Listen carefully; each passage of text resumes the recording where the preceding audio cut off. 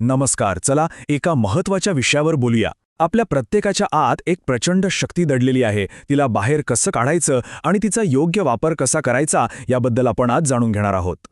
तर याची सुरुवात होते एका अगदी मूलभूत प्रश्नानं. आपल्या प्रत्येकामध्ये एक प्रचंड क्षमता असते, पण आपण तिचा खरंच पूर्ण वापर करतो का? खरं तर आपल्यापैकी बहुतेकांमध्ये एक अद्भुत शक्ती दडलेली असते, जी अनेकदा वापरलीच जात नाही. आता बघा, आपण अनेकदा भौतिक गोष्टींच्या मागे धावत असतो नाही का? पण गंमत अशी आहे की ही जी भौतिक संपत्ती आहे ना, ती आज आहे, उद्या नाही, क्षणिक आहे. पण याच्या अगदी उलट आत्मिक प्रगती ही एक अशी गोष्ट आहे जी कायम आपल्यासोबत राहते, आणि हाच तर खरा स्थायी फरक आहे. हे उदाहरण खरंच खूप काही सांगून जातं. विचार करा, आपल्याकडे प्रचंड क्षमता आहे, पण ती वापरायची कशी हेच जर माहीत नसेल तर त्याचा उपयोग काय? हे अगदी तसंच आहे जसं की एक मौल्यवान घोडा आपल्याकडे आहे, पण आपल्याला त्यावर बसताच येत नाही. तर मग प्रश्न येतो की या प्रवासाची सुरुवात नेमकी करायची कशी? तर त्यासाठी ना 3 एकदम भक्कम स्तंभ सांगितले आहेत. हे स्तंभ आपल्याला योग्य मार्ग दाखवतात. चला मग एक एक करून ते समजून घेऊया. तर आपलं अंतिम ध्येय काय असायला हवं? ते आहे आत्मिक सामर्थ्य मिळवणं. आता याचा अर्थ काय? सोप्या भाषेत सांगायचं तर आपल्या आतला जो चांगुलपणा आहे, जी उदारता आहे, तिला जागृत करणं. जेव्हा इतरांसाठी काहीतरी करण्याची इच्छा अगदी मनापासून येते ना, तेव्हा समजायचं की आपली खरी प्रगती सुरू झाली आहे. आणि हे सामर्थ्य मिळवण्यासाठी 3 गोष्टी महत्त्वाच्या आहेत. पहिली आहे उपासना, म्हणजे आपले विचार नेहमीच उच्च ठेवणं.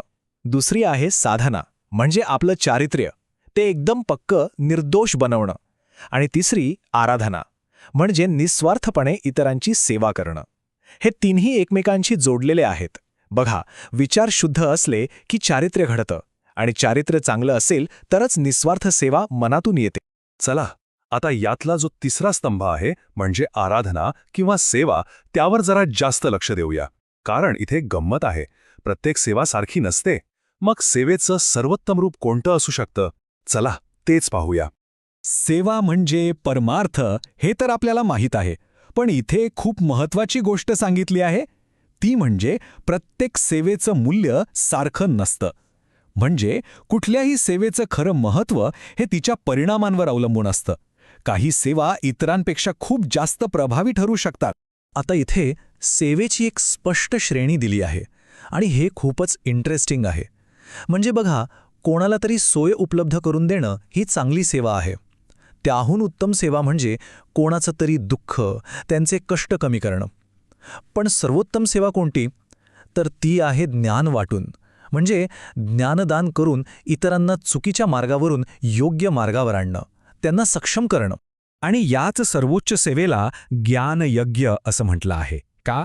कारण जेव्हा आपण एखाद्याला योग्य विचार करण्याची कला शिकवतो, तेव्हा खरं तर आपण त्याला त्याच्या पायावर उभं करतो, आत्मनिर्भर बनवतो.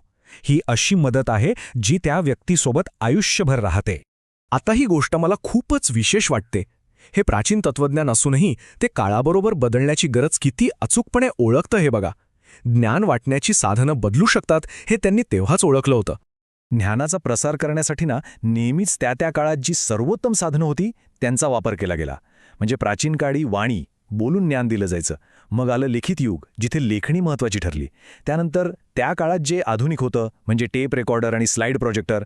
आणि आज आपल्याकडे डिजिटल मीडिया आहे, सोशल प्लॅटफॉर्म्स आहेत. साधनं बदलली, पण उद्देश तोच राहिला.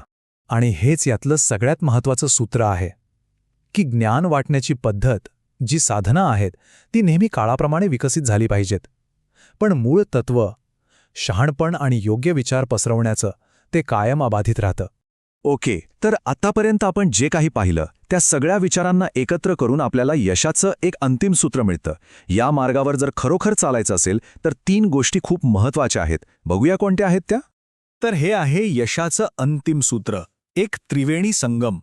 यातली पहिली गोष्ट आहे आस्तिकता. म्हणजे काय? तर चांगुलपणावर पूर्ण विश्वास ठेवणं आणि स्वतःला समाजाच्या भल्यासाठी समर्पित करणं. दुसरी आहे आध्यात्मिकता, म्हणजे सतत स्वतःचे विचार आणि आपलं चारित्र्य सुधारत राहणं. आणि तिसरी धार्मिकता, म्हणजे आपली जी काही कर्तव्य आहेत ती अगदी प्रामाणिकपणे पार पाडण्याची वचनबद्धता. जेव्हा या तिन्ही गोष्टी एकत्र येतात तेव्हाच खरं यश मिळतं. तर हे सगळं फक्त ऐकून सोडून देण्यासाठी नाहीये, उलट हे आपल्याला कृती करण्यासाठी एक आमंत्रण आहे. आता खरा प्रश्न हा आहे की आपल्याकडे जे ज्ञान आहे त्याचा वापर आपण इतरांना सक्षम करण्यासाठी कसा करणार? आपला ज्ञानयज्ञ आज कसं सुरू होणार?